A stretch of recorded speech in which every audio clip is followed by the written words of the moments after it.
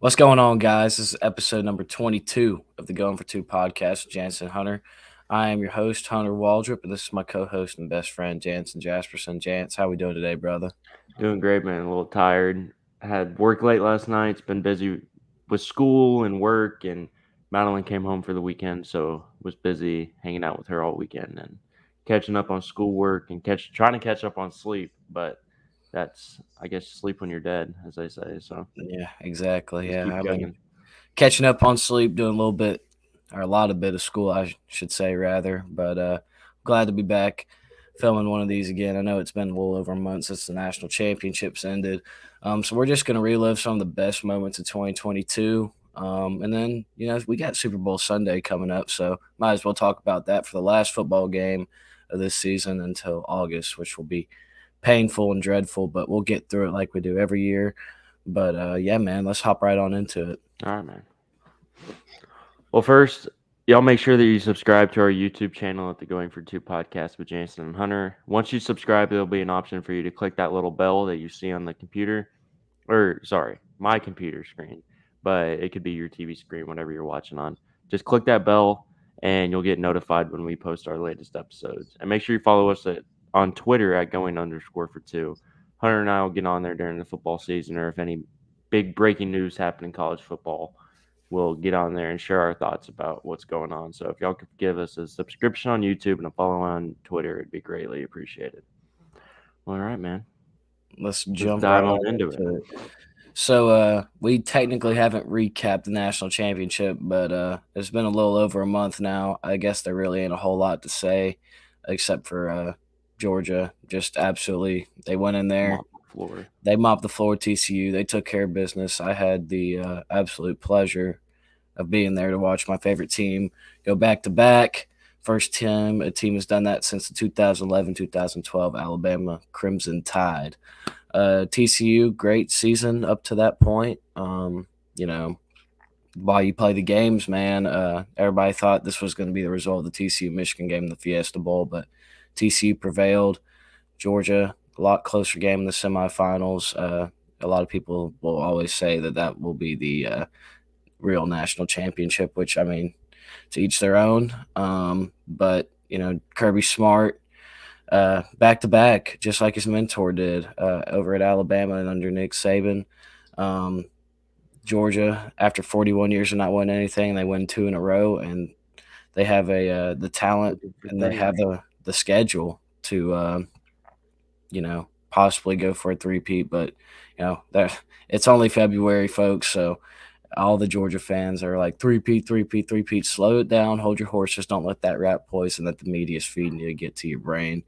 Um, because there are going to be teams back right in the mix of it next year. But let's celebrate 2022.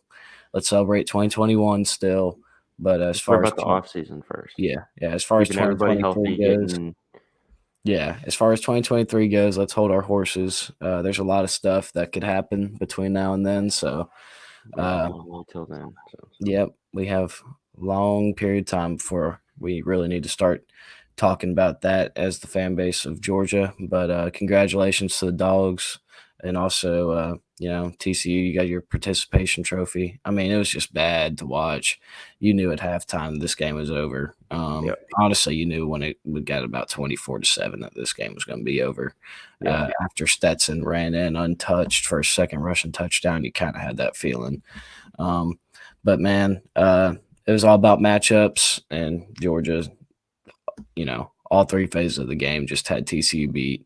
Um, but yeah, I'm not gonna go far into depth and try and break down certain plays or anything like that. I just wanted to touch up on it before we hopped into the main portion of our show. One thing I want to point out for any TCU fans out there watching, our backups outscored you. So Okay, okay, that is true. Yep, absolutely hilarious. Just brother. shows the recruiting that Georgia does. How much better our recruiting is than an upcoming school like an up and coming school like TCU. But I think this is a great I think this is a great start for TCU and Sonny Dykes. It's just the beginning of something great. So Yeah, people just kind of writing off TCU. Now, TCU getting blown out like that in the national championship might affect this upcoming year's playoff format.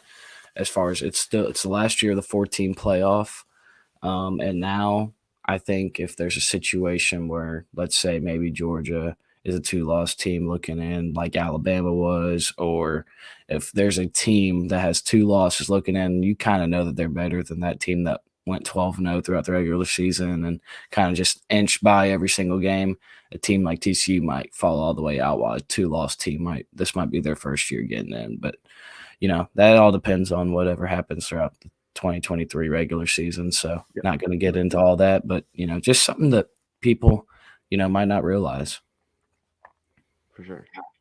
But I mean, I'm excited to see what both these programs have. I'm excited to see if Georgia can make a run for a three-peat, and I'm excited to see if TCU can make a run for a national championship again. I think they can, but losing Max Duggan is definitely going to hurt you significantly. Yeah. So TCU, man, I think they'll be in the top 15 to start the year. The new Big 12 is it's going to be quite the task. I think they're kind of going to be like the Pac-12, where they're going to just all beat each other out. I don't know if there'll be a certain and clear one loss or undefeated winner of that conference. I've already started doing my preseason predictions, schedule breakdown before spring practice. Now that'll all change after the portal and spring practice, and probably again after the summer. But as of right now, I think I had TCU going like 10-2 or 9-3, something like that. So they're not going to be a bad team. Like, they're not going to fall that's off the not face bad. of the planet. They got JoJo Earl and Trey Sanders from Alabama. Chandler Morris is going to be their starting QB. He was actually named the starter this offseason and started week 1 against Colorado until he went down with a injury. And then Max Duggan, I mean, we all know his legacy, went on to be a Heisman finalist, led his team to a national championship. But Chandler Morris might be more talented in Sonny Dykes' eyes, but does he have that it factor? And it's like one of those things you can't really explain about Max Duggan, but he has that it factor. Like, like, he's not the most fast guy in the world, but like, if he needs the rock in his hand, he's gonna get it and he's gonna pick up that first down. Like, he's gonna make the big plays when they matter most, except for in this game. But for 13 other games, he sure as heck did. So. And I think just what he did this year boosted his draft stock. And I think that he could potentially, if put in the right situation, I think that he could definitely be something in the NFL. But it just I don't all know. depends where he We'll goes. see. Yeah, that's 'Cause, kind of he's like got how the it is, man. It all he's got depends the on where you build, go. he's got the playmaking, he's got everything he needs. It's just what situation does he get put into? So, For sure. and what can he do Sure. with it? But all right. Absolutely. But I don't have anything else to say about this, do you? no, I'm good, man. Let's hop right on to the main portion. Cool. We're gonna talk about the best moments of 2022. Gonna go over kind of like an awards, quote unquote. Game of the year, surprise team of the year, the most disappointing team of the year, coach of the year, and then the wagons of the year. And yeah, wagons of the year, meaning team that covered the most, won us the most money. And I Won us think the most if money, if yeah. if you've been watching along with the show, I think we all know who that'll be. But let's just go and hop into the game of the year, brother. All right. I mean, it was hard not to put this as game of the year, man. I also put some honorable mentions on here, but I mean, I was telling this to my buddy James the other day. He's a diehard Alabama fan, but like, he was very distraught when they lost to Tennessee, because for 16 years, 16, Tennessee had not beaten Alabama. So he was like, I'm not used to that kind of stuff, man. And Tennessee, like, there were kids who drove to this game or were driving around in Knoxville, Tennessee, who had never seen their Volunteers beat the Crimson Tide, and they prevailed 52-49. Insane game, just back and forth. Both offenses playing insanely out of their mind now. Tennessee, their secondary, we all know, is trash throughout the most of the year. So that helped out Alabama a lot. And then that fumble on their own 10 or 15, where there's a miscommunication with the handoff between Hooker and Jabari Small, and Dallas Turner picks it up and runs into the end zone and makes it 49-42. And I was like, oh, this game's over. It's over. I was like, this game's over. Bama's going to prevail. And then 2 plays later, Jalen Hyatt scores his 5th touchdown of the game. And now we're right back at 49-49. Alabama drives down the field. Bryce Young does what he does. Will Reichert missed the field goal, and Tennessee's left with all about 20 seconds on the clock. 2 huge gains, and then the knuckleball of the century in Knoxville, Tennessee. I thought he missed it too. It barely went in. You could tell. You couldn't have stuck, I should say, a piece of pine straw up that kid's rear end because he was so nervous. But hey, and all it matters is that it went through, and the Vols beat Alabama for the first time since, in 16 years. We'll go with that. And fireworks going around Neyland Stadium, storm the field, 100,000 plus. Oh, yeah. And then the goalposts get thrown into the Tennessee River. So just a crazy atmosphere. This is why you love college football, is for games for moments like this. Absolutely. And then as far as the honorable mentions go, the playoff game, the Peach Bowl this year, Georgia, Ohio State. Georgia down 17 in the fourth quarter, comes marching all the way back. And then they leave too much time on the clock for C.J. Stroud, who played his greatest game of his college career, just for Ruggles, their kicker, who has been automatic his entire career through 3 years at Ohio State, just absolutely shanks it. And as the ball drops in 2023, the ball drops in Atlanta, Georgia, about 15 yards to the left, and the Dogs would go on to play for their 2nd straight national title, and the rest is history. So hard not to put that one on there. Yeah. Another one I put on here is, I mentioned TCU and Baylor. Baylor was actually only 1 or 2 point dogs going into that. I think 2.5 point dogs was the closing line. And it was back and forth the entire game. That Baylor Bears defense under Dave Aranda was just, giving Max Duggan, giving Sonny Dykes everything they wanted. And then who can forget? 7 seconds left on the clock. No timeouts. No timeouts. They run the ball, get in the middle of the field. Offense runs off. Kicker runs on, ball snapped with 2 seconds left. Kick goes up as time expires. And they win it. Drains it right down the middle, saves TCU's playoff hopes. And, I mean, that was just another great moment. I mean, that was one of those moments where I was like, how can you not cheer for TCU? Yeah. Because everything was going their way. They were a team of destiny up until January 9th of 2023. And then USC Utah game 1, not USC Utah. Now, you could have put USC UCLA on here too. That was another really good game. But I think everybody kind of written off. Bryce Young was crying. You mean Caleb Williams? Yeah, sorry, Caleb Williams. It's all good. But I put this game on here over the UCLA game because everybody had already written off Utah. So this is the first time they played, not the championship game. Yeah. This is when they played at Utah. It was like week 5, week 6. I don't know. I could be off on the week, but USC was undefeated, and Utah already had 2 losses on the year. And that's when you and I said Utah plays their best ball when they have 2 losses. We both picked Utah to win that game, and I mean, it was back and forth for the majority of it. Utah scores with 17 seconds left, and then they're down 1. They say, screw it. We already have 2 losses on the year. We're going for 2. Go for 2. Cam Rising powers his way over the goal line.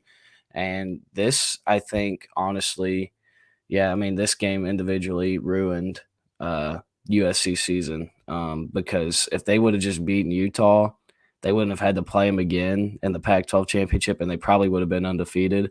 And they would have been the 4 seed instead of Ohio State. But where would they be the 2 seed since they crazy to think undefeated? But that's all hypotheticals. That's not. Yeah. Besides the point, great game, and Salt Lake City was rocking that night. And this was just a typical Pac-12 after dark game. Caleb Williams cried after the game, like you said, and it wasn't because he was sad. It's because it just means that much to him, and I think he knew how tough his road was going to be. But I mean, another honorable mention you could put on here. would be USC UCLA, where if DTR didn't throw 3 picks, UCLA runs USC out of the Rose Bowl, Yep. in my opinion. But yeah, man, those were I put for the game of the year. I think we all agreed on them. I shouldn't say I put them on there, but Tennessee, Alabama, congratulations. Great SEC game, great environment, and that's the storybook finish that people in Knoxville, Tennessee, and probably Tuscaloosa, Alabama will never forget. All I gotta say is Tennessee fans really grasp onto this one because you play in whatchamacallit this year. You play in Bryant Denny this year. Yeah. So, yeah, exactly. But yeah, man. So awesome games. There's probably a few more on here that just like all of these that we could have missed, but these were the ones that stuck out to us the most. So Absolutely.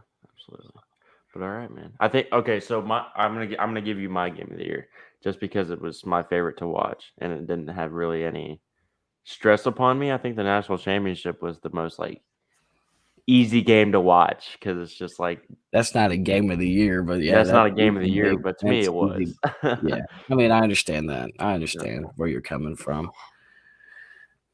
But no, for sure, this is the game of the year. Yeah, no doubt. For sure. But all right.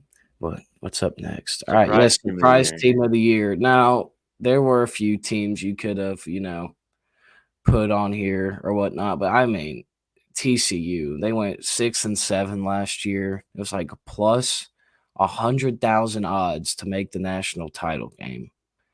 Their over/under win total when this year started was 6.5 or 5.5. And Sonny Dykes, year one, just got rid of Gary Patterson, who's a legacy out there, got him through the Mountain West into the Big 12. Max Duggan, backup quarterback, turned into a Heisman finalist.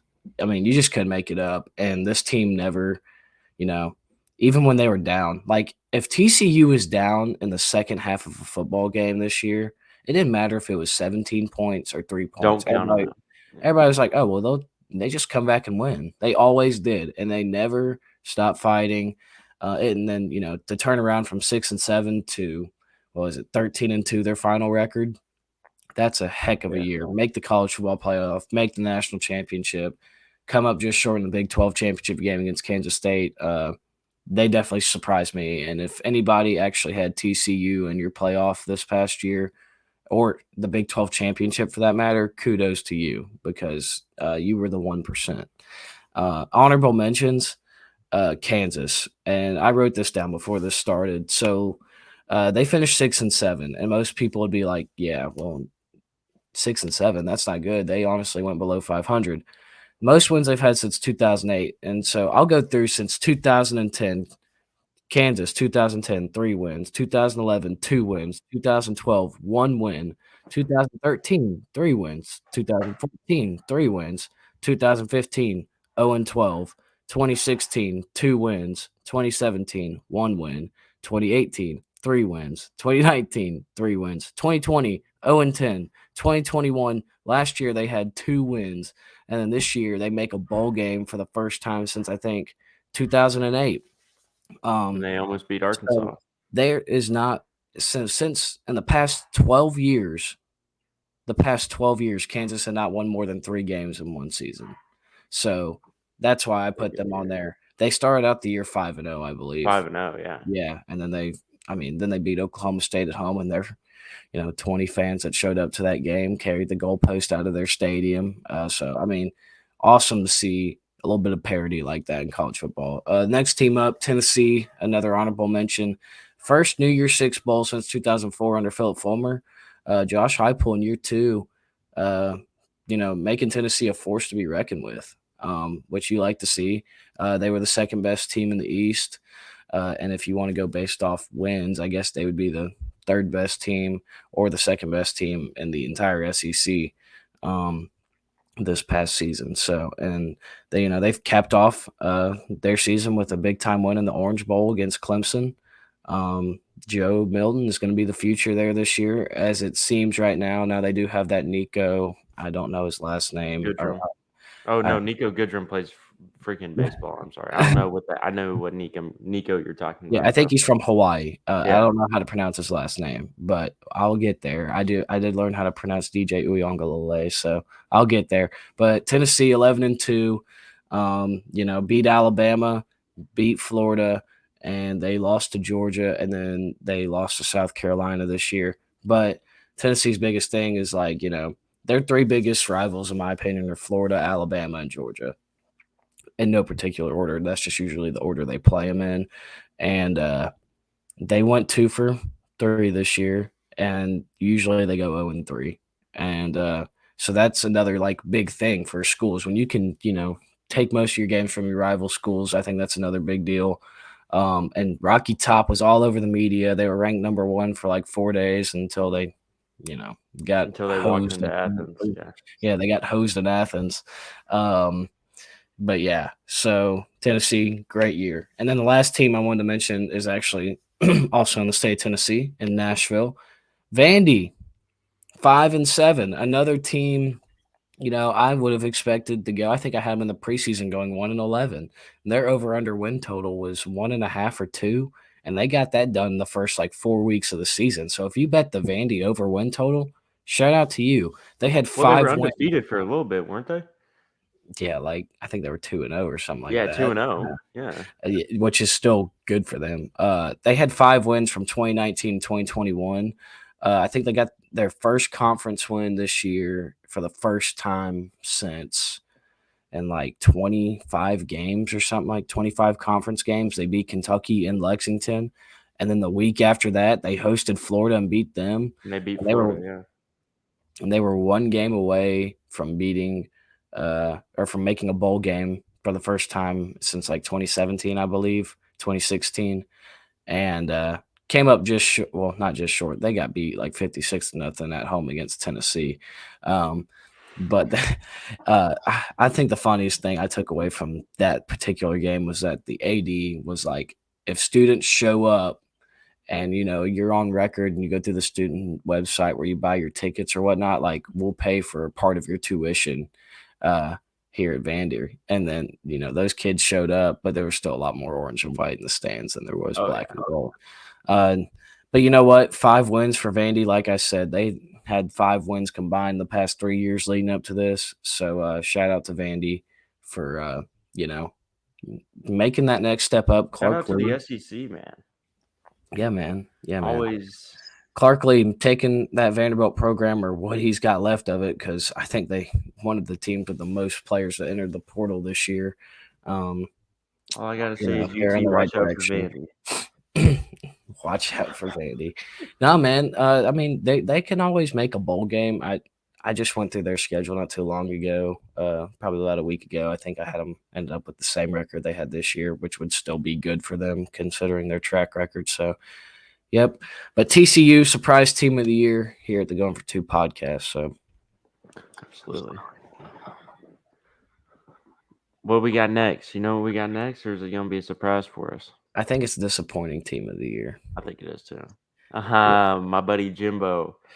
Good old Jimbo Fisher and the Texas A&M Aggies. Yeah, so Desmond Howard picked this team to win the national championship this year, or at least make it. I think, yeah, he had them in the Natty in the first ever college game day against Michigan. I just found that hilarious.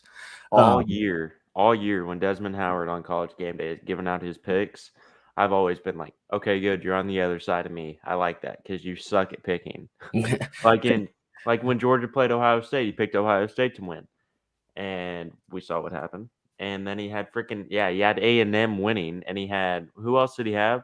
He had Pittsburgh, Michigan, Baylor, and Baylor. Yeah.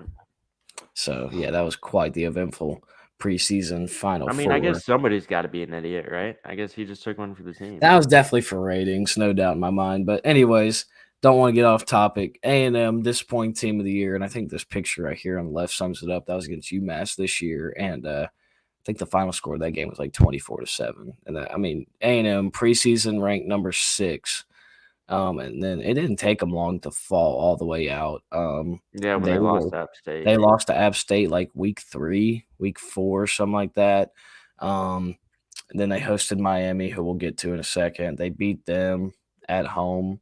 But I will say, as disappointing as they were, they ended their season on the right note. They beat the SEC West champions in LSU. They beat them pretty convincingly at home, and that was a good way to end their season. Finished With five and their seven. true freshman quarterback who will be their starter this year. I don't know, man. Max Johnson might come back. Or he's still on the team. I think Max Johnson. Well, one of them will transfer in the spring. We just don't know who it'll be yet. Yeah.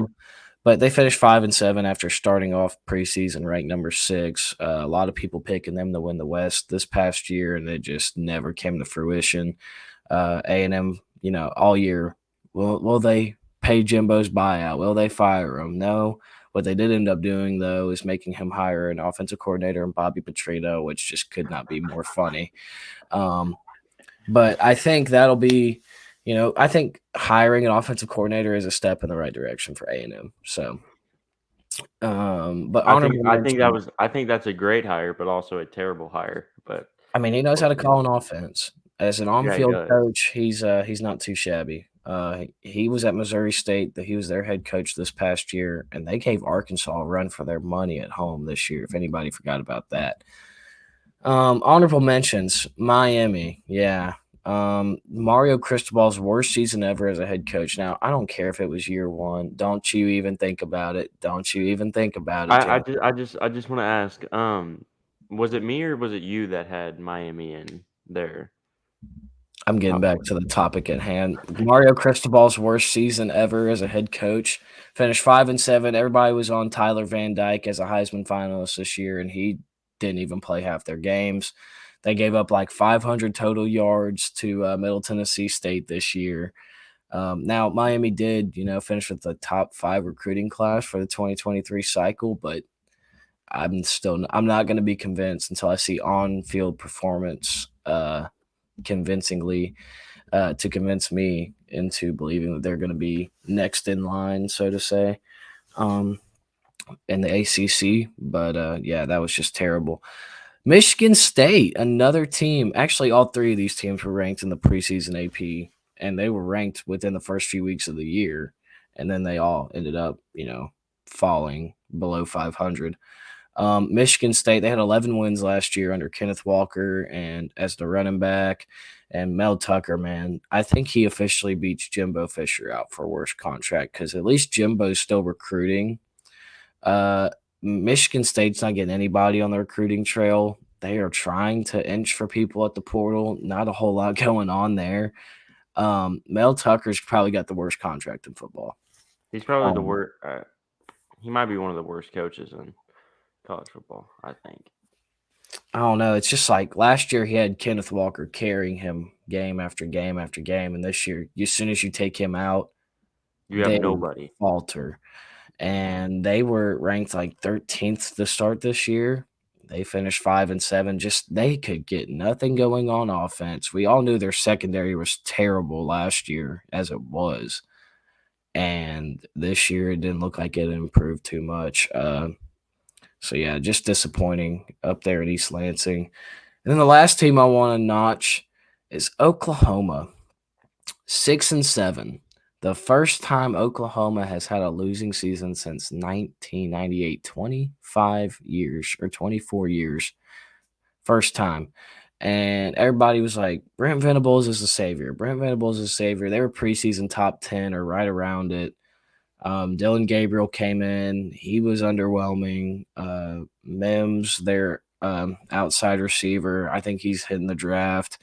And this was just all this was the Lincoln Riley factor, right? So we already knew Oklahoma was never going to have a good defense. They never had one under Lincoln Riley. And you can't just expect to put Brent Venables as the head coach and expect the defense to turn around into some masterpiece like he had at Clemson. No, you got to recruit. And then you take out your play callers and your entire offensive staff, and this is what you get: 6-7. They got beat. I mean, beat to death by Texas this year. It was like 49-0. My thing about the one thing I want to say about Miami and Oklahoma is you have 2 first-year head coaches. I mean, you got room to grow. You got time to get better. You've got time to get better recruits. You've got time to recruit better. But like my thing is after this, the only way to go is up. I mean, if you get worse, they're gonna fire you. So the only thing that you can do is get better. Yeah, I mean, I think both Miami and Oklahoma, both teams that have finished with really good recruiting classes this past year, I don't think they're going to fire these guys with the money that they're making until they give them 3 to 4 years. Yeah. Now, I could be incorrect about that though, because you do have the Sonny Dyke effect. Sonny Dyke, year one, really didn't have the talent. Yeah. He didn't have the talent, and he still made it all the way to the Natty. So that just puts a fire underneath Mel Tucker, underneath Mario Cristobal, underneath Oklahoma. Now, Michigan State, sticky situation. Do they really want to pay out all that money that they offered Mel Tucker last year? I don't think I would right now. I would. But he will be the first one out of all these coaches to get fired. But back to Oklahoma, man. Boathoused by Texas this year, 49-0, 42-0, whatever it was. They barely squeaked out a bowl game. They had 5 wins going into their last game against Oklahoma State, and they inched it out. Go to the Cheez-It Bowl and get beat by Florida State. So yeah, for the first time in 24 years, the Oklahoma Sooners had a losing record. Season. And that is a blue blood program. That is not something they're used to. But, I mean, if you're an Oklahoma fan, I think you are in the right direction with the recruiting and just Brent Venables' pedigree in general. So we'll see. But, I mean, I don't think any of those 3 teams could top Texas A&M. It was hard to beat out a team who finished 5-7 and was preseason number 6. So yeah, and also yeah for sure. But the thing I want to say is how you said you think Mel Tucker is going to be the first, like out of these 4 head coaches, that you think he'll be the first to go. I'm not gonna lie, I think Jimbo's on the hot seat. No, he's definitely on the hot seat. If he doesn't get 8-9 wins this year, he's fired. Yeah, he's out. Yeah. But I think he will. I always buy into A&M, man. I do. It's hard not to with the talent they have. I mean, I know it's a lot easier for you not to because you're right around that area every day in A&M. Oh my God, growing up around it. It's a cult. It's a literal cult.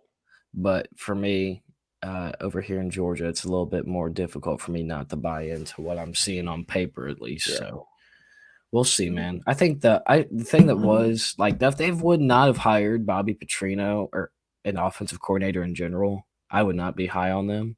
But I think that really will evolutionize what they're doing on offense. So I think so too. I hope so. It would be nice to have an SEC team in Texas to kind of give people a run for their money. Go watch some games. So on to the next. Coach of the year. We already talked about the Kansas Jayhawks, man. Lance Leipold. I mean, year 2 at Kansas. Last year, I mentioned only had 2 wins, which was a step up from what they had done the year before in 2020 when I mentioned they had 0 wins. He came from Wisconsin Whitewater, which is a Division III school. He didn't coach at a D2. He didn't coach at a D1. He wasn't a coordinator. They fired Les Miles so late in the season or so late in the offseason that they got what they got. They got Lance Leipold. And it just goes to show, man, like you don't have to have some awesome pedigree or you don't have to be some coordinator to turn a program around in a good 2 years. Now, I know, yeah, they didn't It's all win. about making the kids believe. Yeah, and that's exactly what you did, man. And I mean, he said, I can't remember what game it was. I think it was game 2, game 3. When they started out 3-0, they said, man, we're going to sell this place out. And when they hosted TCU, or it might have been the week before they hosted TCU. Yeah, it was the week before they hosted TCU. I can't remember who they played. I think it was West Virginia. And they sold the place out for the first time since 2010 or 2009. And, man, then they got College Game Day to come. They were ranked for the first time since 2009, 2008. I mean, just a total complete turnaround from what they'd been doing the past decade and a half. So it's hard with the amount of talent that Kansas has on their roster, to not say that Lance Leipold made them believe, turned them around. They made a bowl game, and yeah, he's my coach of the year as far as that goes. Honorable mentions: Clark Lee, similar situation. Vanderbilt, 5 combined wins over the past 3 years before this. They get 5 wins this year. 2 SEC wins. First time they'd won an SEC game in like 25 games, like I already previously mentioned. Another guy, hard not to put on this list with, getting players to believe in Vanderbilt. Willie Fritz, man, Tulane. Last year, Tulane won 2 games, and this year they won 11 and won the Cotton Bowl. They won a New Year's Six bowl game against USC. Against USC. Classic of a game. I mean, I don't know. It was never really until that final drive. I wouldn't have, considered it a game of the year, but I mean, that's another one you could have thought about to put on there. But yeah, I mean, a 1-season turnaround from 2 wins to 11 wins. Willie Fritz and the Green Wave, man. Shout out to them. Turned down the Georgia Tech job. Turned down the Georgia Tech job, said he's going to stay at Tulane. Him and Tajon Spears, his offensive play calling, and then Tajon Spears' ability to run the ball when he needed. That team was fun to watch this year for sure. The first game against UCF, I know UCF kind of pulled away early, but when Tulane was inching back, that was actually a good game to watch too. Sonny Dykes, I mean, you had to put him on here, right? Like we already mentioned, 6 and 7 last year. We all know the story about Max Duggan. I don't want to, keep beating the same drum. Made the national championship. Hard not to put Sonny Dykes on here, man. Yeah. Didn't have a lot of talent. He's attacking that portal this offseason. And I think TCU will be back in the mix. And not, it's only February. I'm not out here to say that they're going to win the Big 12 or anything, but they're right back in the mix, man, to possibly win the Big 12 and make another playoff push. But I think Lance Leipold at Kansas, after, a decade and a half of poverty, it's hard, and it's only his second year there. Yeah, give me Lance Leipold over these 3 other coaches, but it's awesome to see. I like it. Yeah, I would have given my coach of the year to Lance Leipold as well. Yep. For sure. But next is I think it's Wagons. Wagon, yeah. Well, we all know who they're called the Green Wave for a reason, because they wave in the green. Oh yeah, baby. Oh yeah. The Wagons of the year. Now, we all know, if you've been watching, you see this guy right here. If you're looking at my screen, the Beer Deer. We always have a Beer Deer pick of the week. I think there's actually a slide on here to show his final record on the year. But Tulane finished off 12-2 against the spread this year, covering it at 86%. Now, I will say, Jansen and I were on this like week 3, week 4. We were on Tulane early, and it was honestly just a blind tail at one point. And I think the only 2 games they didn't cover in were against Southern Miss in week 2, and then against UCF when they were favorites in the regular season game when they faced Tulane at home. And then Tulane lost, right? Yeah, they lost the 2 games they lost, or 2 games they didn't cover. 2 games they didn't cover, yeah. And then they ended up covering against UCF in the AAC championship. But yeah, I think, and for a minute there, I was tailing USC for a while, and then they kind of fell off with the covering part. Now we all know they won a lot of games, but they weren't necessarily covering. Yeah. Other honorable mentions that your boy right here was on. And I mean, I was on this since week 0. I told everybody just bet the Iowa unders. I'm about to get into some Iowa football real quick because I heard some outrageous news. The Iowa unders, 10-3 this year, 77% rate. Yeah, the 10-3 because they played a bowl game. I was about to say, but I got it right. Yeah, they covered at 77% rate, and that's not even just Iowa. That's Big Ten West football. The unders were cashing every week, so and I don't think that's going to change next year. So shout out to Iowa's offense for being garbage, but their defense for being electric. Actually, I don't know, because they just got, what's his name? Cade McNamara. Cade McNamara. Yeah, well, I'll get into some Iowa football here when I finished Oregon State and Penn State. But I was not on Oregon State as much this year. I really should have been paying attention to it a little bit more. But they went 11-2 against the spread, covered at 85% rate. Um, they they could have been under the most shocking teams. Honorable mentions too. I could have put them on there. They have historically been really bad in the bottom feeder of the Big 12.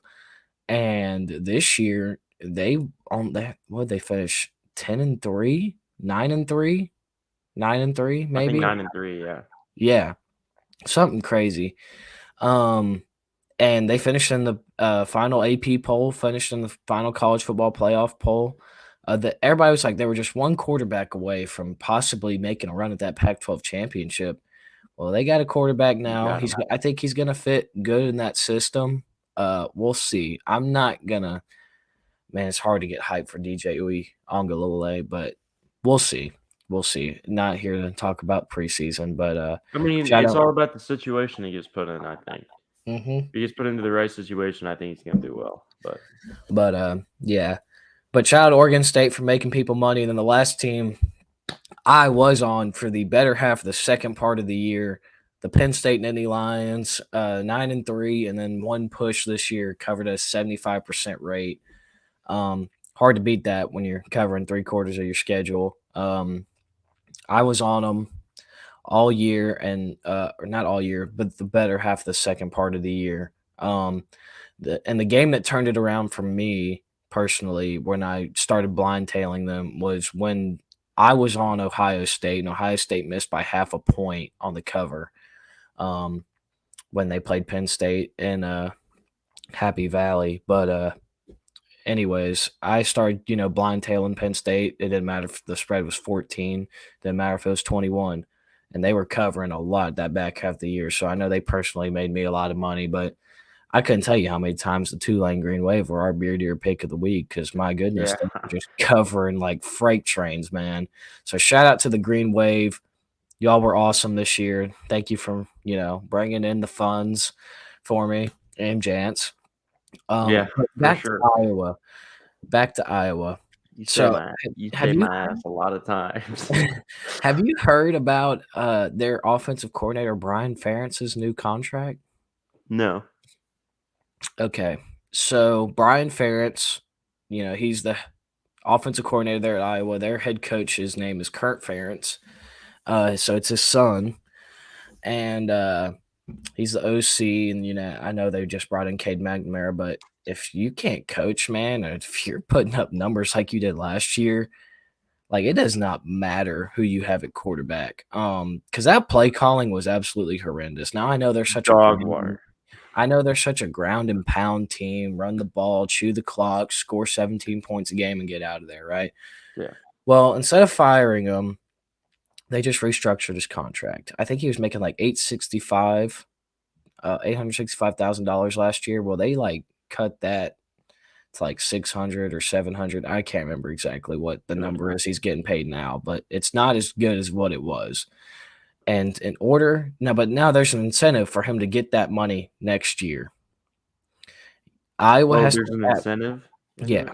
And so there's an incentive, and if he reaches these incentives, Iowa will pay him back what he was originally making. Do you know what the incentives are? Yeah, I'm getting there. They have to average 24 points a game.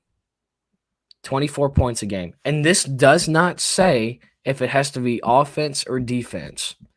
You know what 24 points a game would have gotten somebody last year?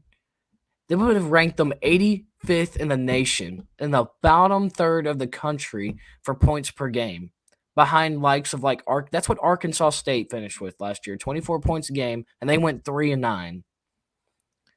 And that is what he has to do in order to make his money back. I mean, you can't make it up. That's just a joke. That's just Iowa football for you, man.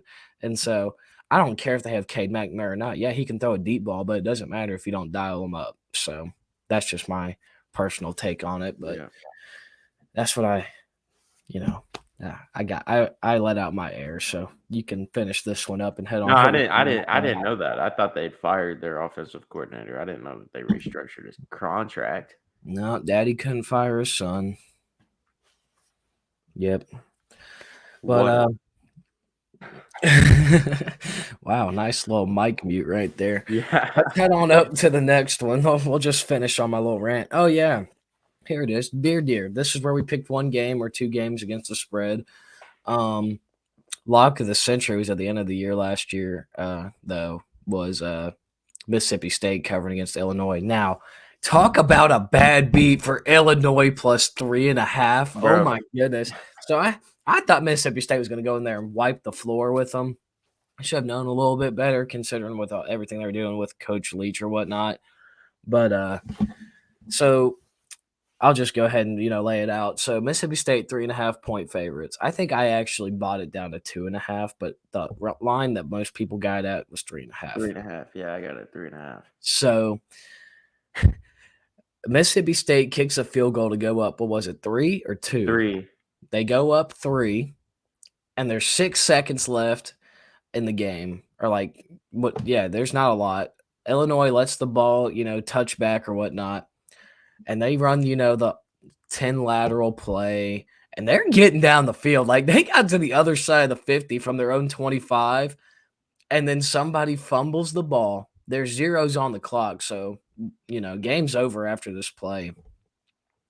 And the Mississippi State defender picks it up and just runs takes it to the end zone, and that's how they covered. That's how they covered, and they ended up winning the game by 9 points, and Mississippi State covered for 0 seconds the entire game.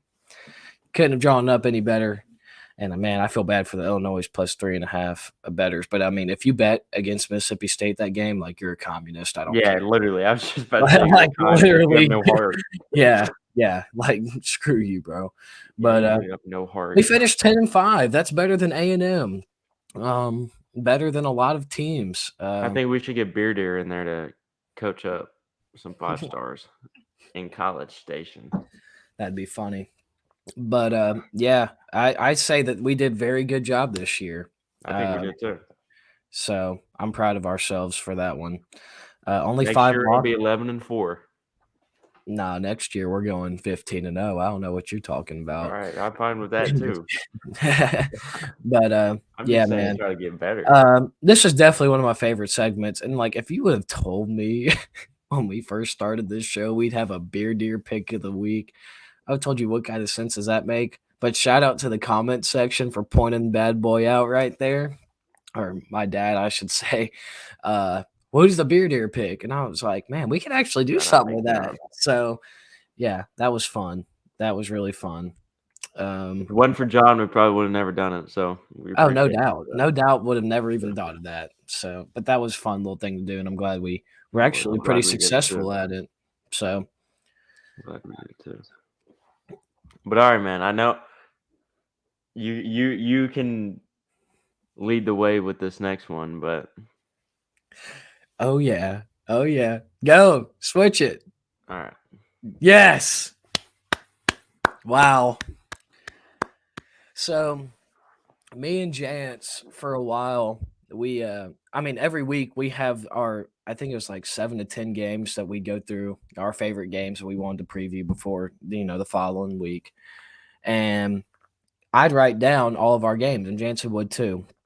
And for like the first 6 or 7 weeks, maybe even longer. You were killing me. Yeah, but like I was keeping up with it, and we weren't even putting it on the show. And I was like, man, we need to start advertising this a little bit more.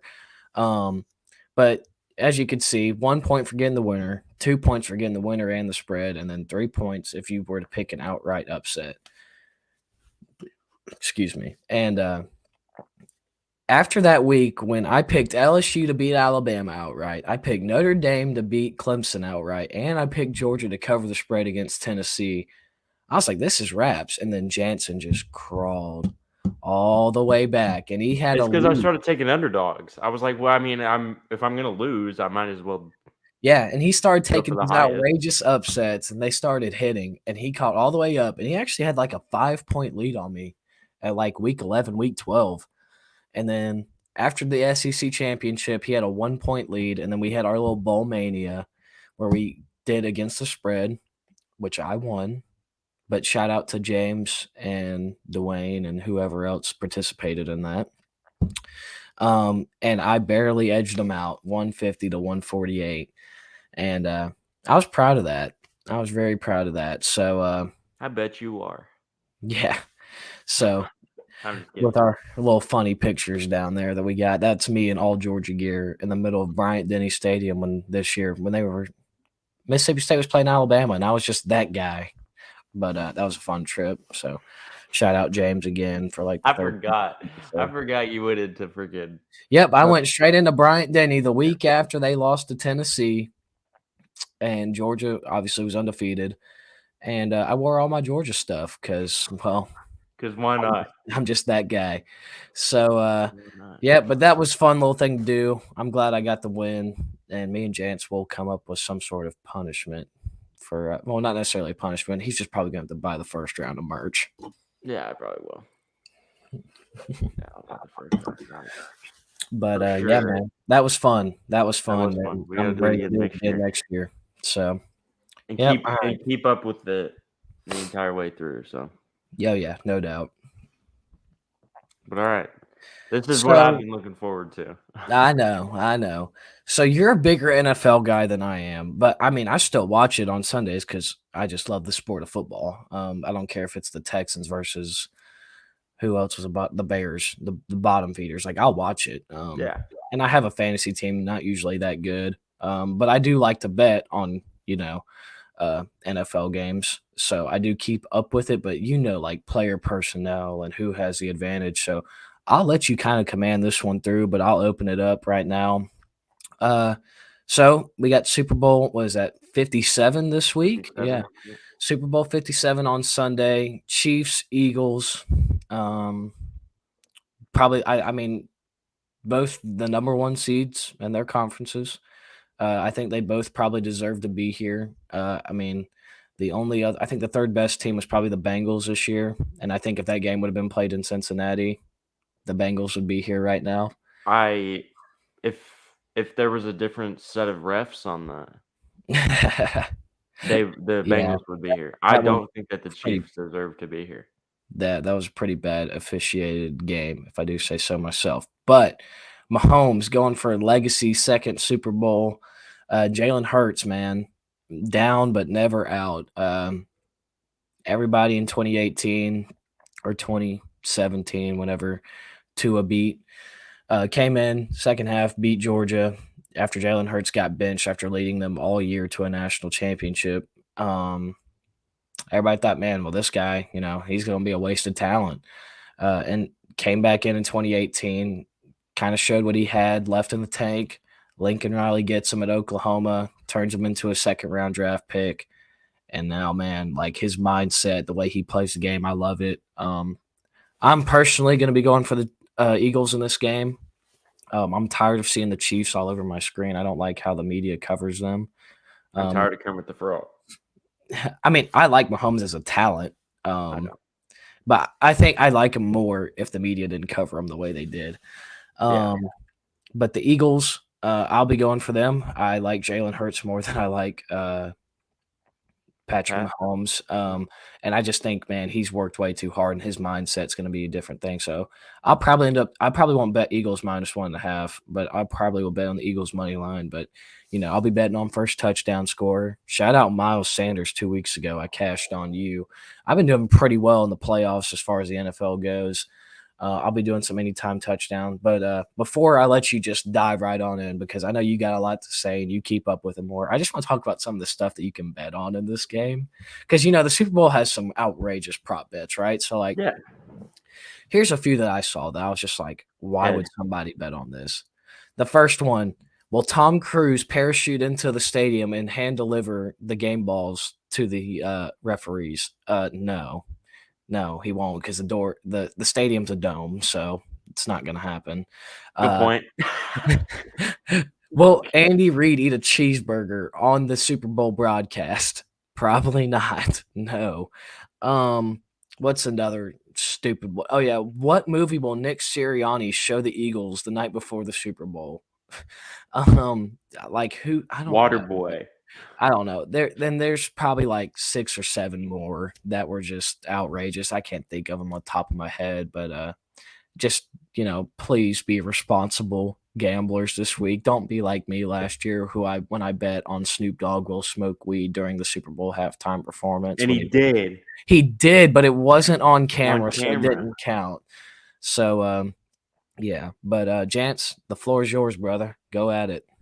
All right, man. Well, this matchup is actually a crazy matchup. You got MVP versus MVP, number 1 seed versus number 1 seed. And I think you got the best team in the land against the third best team in the land in the Kansas City Chiefs. I don't think that the Chiefs deserve to be here. I think Cincinnati does after what I saw 2 weeks ago.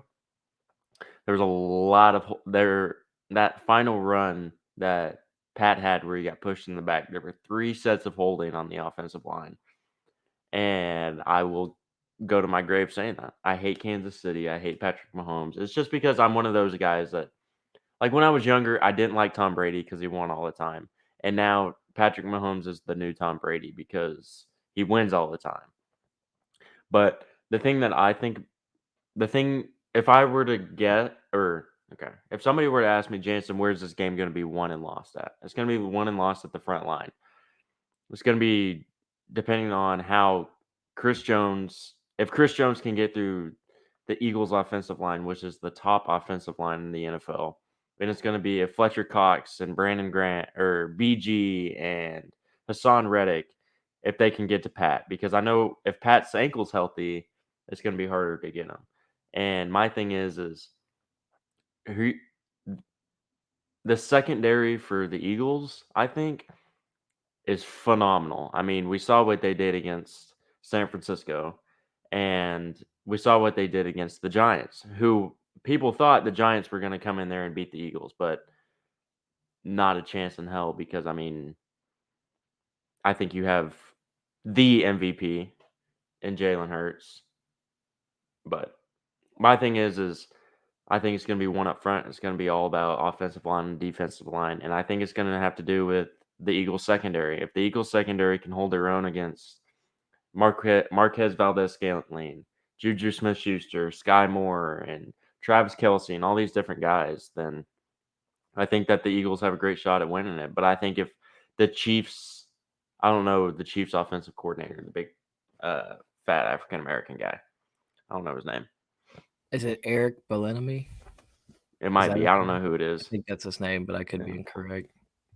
But my thing is if he can draw up plays to get this Eagles defense on their heels and get open looks for Trav and get open looks for MVS and Juju and Sky, and then you got Jerick McKinnon out of the backfield and Isaiah Pacheco out of the backfield, and it's just this Kansas City team packs a big punch, and it's just about if the Eagles are going to play hard-nosed football. Well, I mean, they are. It's the Super Bowl. There's no doubt about it that they're going to play hard-nosed football. It's just about who wants it more because the Eagles pack a punch, the Chiefs pack a punch. But as Hunter said, last time Jalen Hurts was on the big stage, he lost his job, and I don't think he's losing his job this time. I'm taking the Eagles -1.5 for sure. And I'm taking Rihanna to sing Umbrella, first song out of the. Oh, okay. Well, I didn't know you could bet on that, but that's just another one. Yeah, I don't know, man. If you had to see it right now, like I know that's usually a game day thing, like you don't bet on this till Sunday, but who scores first, Jets? Dallas Goedert. Wow. Give me AJ Brown. AJ? Mm-hmm. Give me AJ Brown. First Super Bowl for him. I think it's going to be Dallas Goedert for the Eagles, and if it's anybody for the Chiefs, it's going to be Isaiah Pacheco. I like both of those picks, man. I do. Yeah, but I mean, I'm excited. It's the last football game of the year. That's going to suck, and then we don't get football again. Time to go into hibernation. In August, man. Oh, college basketball. But we do have college basketball, and we will be doing a March Madness bracket episode because I'm not going to lie. last year around this time, I was really diving into the hockey side of betting. But right now, I am red Hockey's hot. hard. I am red hot on the college basketball scene, and I've been keeping up with it a little bit more and more. And I got the right buddies now who are, helping me keep up with it. Duncan and James, good people right there. But so I will be filling out. We will, do a little thing where we fill out the We bracket. should get on here and just make an episode specifically for filling out our bracket. Like Yeah, we'll well, have a bracket on here and we'll fill it out as we go. yep, that's what Yeah. we're gonna do. We'll do that. I know we're gonna try and talk about some spring practice and transfer portal. We'll see where it all goes. Some of it's gonna die down here soon. It's hard to cover in February and January, especially when we're full-time students. But I know we got stuff like March Madness coming up, and then, next thing you know, we'll be back up here. We'll talk about a little bit of off-season hires, and we might get bored and just do a random sit-down podcast. Who knows? But follow us on Twitter. Like yesterday, I tweeted out episode coming out tomorrow. So if you're ever in doubt of when we're going to be filming the next episode, go check there. It'll usually be out on Twitter whenever we're going to upload a new one. Yep. But next thing you know, man, we'll be posting our preseason predictions on here before shortly. So it comes by fast, man. Well, I'm excited for it. I mean, I can't say a whole lot. I've already started doing schedule team by team. Yeah, you're way ahead of me. Yeah, I got a whole slideshow going for that right now. Watch out for the Texas Tech Red Raiders next year. I'm just gonna say it. Yeah, that's gonna be my little sleeper team out of the Big 12 next year. I'm not saying they're gonna make the playoff. I will never put myself in that position that I put myself in this past August ever again. That was terrible. But yeah, man, this is always fun to do. Thank you guys for hanging with us this season. Can't wait. Yeah, it's been a great year. It was a great year one. I think we finished off with 64, 65 subscribers. Way over what we thought we were going to do. But I know we'll get some merch out here before long. So I'm excited, man. It's going to be fun. 2023, bigger and better. Kind of going forward, I just want to make it be clear. Jansen and I will be posting on we'll be posting this on Spotify and Apple Podcasts for next season. This year we kind of wanted to get our feet under ourselves or whatnot. And then we didn't really know how all this worked at the beginning. But now we do. Or we have a better feel for it, I should say. We're definitely not professionals, but we will be putting this on the Spotify and the Apple Podcast next year. Planning on having some merch by next fall, just little maybe things some like more special guests. Yeah, possibly some more special guests. But we'll probably do one more contest next year. We'll get a fan on here or whatnot. God, it'd be some crap if my dad won. That would be some crap if we got Dad on here. He would be so entertaining. He'd be so entertaining. That episode would be like 3 hours long. It'd be so entertaining, man. No, it would be. But yeah, I know Jance has got some boys, and now I'm getting some more friends who are playing at the college level who are interested in, coming on here and speaking a little bit, but it's not gonna be an every week thing. We can't. We're not a guest held show yet, at least. But big things coming for us in 2023. Thank you all for sticking around with us. Yes, absolutely. We appreciate each and every one of you guys. So just keep hanging with us. We promise more and better things in the future. So no doubt. For sure. But that'll do it for me. You all done for the evening, bud? You got anything else to add? All I gotta say is fly, Eagles, fly, baby. Yep. Go Eagles, go Birds.